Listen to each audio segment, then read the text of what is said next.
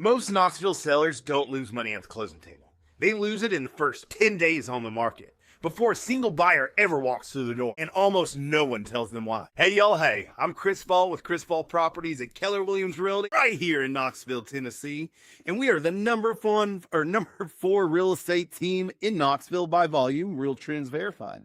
Our sellers average of 1.05 list to sales ratio, which means on average, our listings sell 5% above asking in about 31 days on the market. Today, I'm answering the number one question I get more than any other from sellers across West Knoxville, Farragut, Hardin Valley, Bearden, and all over Knox County and East Tennessee. How, Chris, do I price my home to sell for the most money in the least amount of time?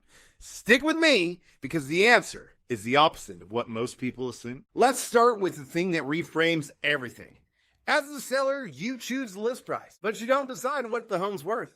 Buyers decide value and the market confirms it. And here's honestly what that means in practice. A buyer in Farragut or Hardin Valley is not looking at just your home alone. They've got 15 tabs open. They're comparing your home against every active listing, every pending sale, and every recently sold home. And the new construction down the road, all at the same time. Price, photos, condition, updates, layout, the yard, the school zone, their commute. They sort all of it in about 30 seconds and decide whether your home is even worth seeing. So pricing, it's not about what you want. It's not about what you need to net. It's not about what your neighbor thinks your home's worth. It's about how a real buyer reacts to your home compared to every other option in front of them. That is the whole game. Clients often ask me, Chris, why not just price it high and leave room to negotiate? Well, that's mistake number one. And it's the most expensive one I see. It sounds logical. Price high, leave room to come down and negotiate. The problem is the buyer never engages in the first. And when a home is overpriced, fewer buyers click the listing. Fewer scheduled showings happen. And buyer agents quietly stop recommending it. The online engagement drops and the listing goes stale. And then buyers start asking the one question that kills your ex. Why hasn't that home sold?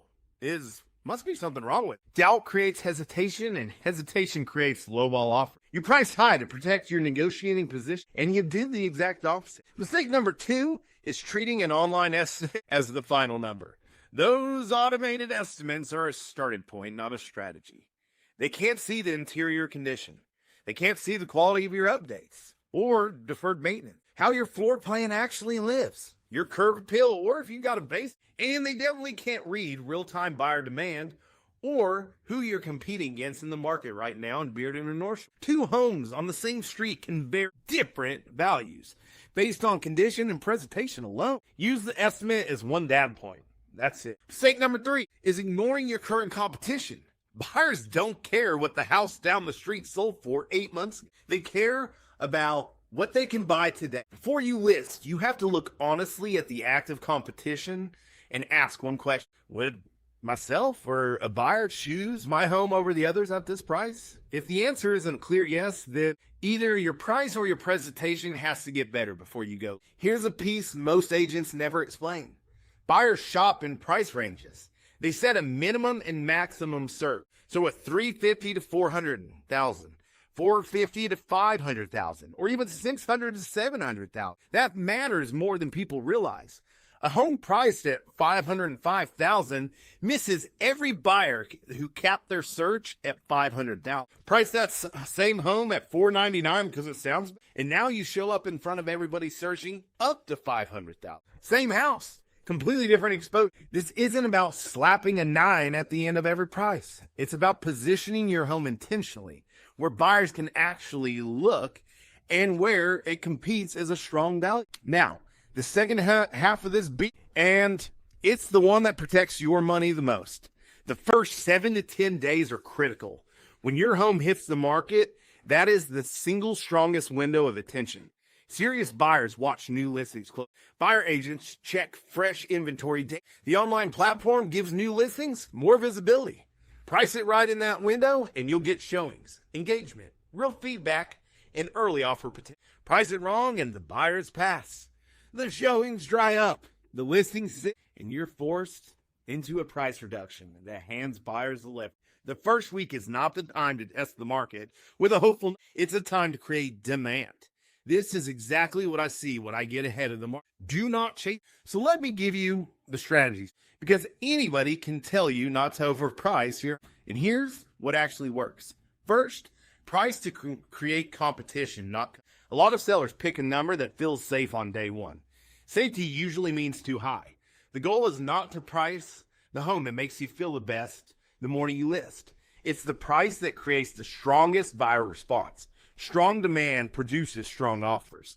Weak demand produces weight reducing and negotiating from a weaker position. Second, win the comparison before the showing. Buyers decide which homes to tour before they ever leave the house. They compare online first. So your price, your photos, your description, your updates, your perceived value all have to work together. So a buyer looks at your home and thinks, this one's definitely the best option in this price range. If you don't win online, you'll never get a chance to win in. Third, watch the market and adjust, but read the signals correctly. If showings are low, your price probably doesn't match buyer expectations. If showings are strong but offers are weak, the issue is usually condition, layout, or perceived.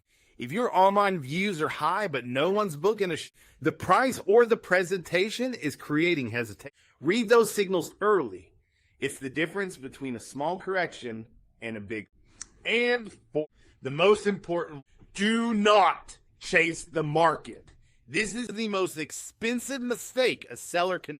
It starts with an overpriced home. It sits, activity's weak, and then comes the price reductions, one after another. Buyers see the rising days on the market and the string of reductions, and they smell motivation. They believe they have leverage, the upper hand, and the better play is to price correctly from the beginning. Create attention early and negotiate from proactive beats reactive, everything. Here's the local truth from someone who sells in this market. A Knoxville buyer might weigh a home in West Knoxville against one in Farragut, Hardin Valley, Maryville, Powell, Carnes, or Oak Ridge, depending on their school zones, their commute, and their life.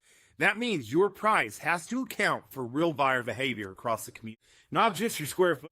A home does not have to be the cheapest option to sell, but it does have to make sense to when pricing is right. Here's what you actually immediate showing act, more qualified, stronger online engagement, clear and consistent feedback, and better buyer and a high likelihood of offers, not offers, and improved negotiating position.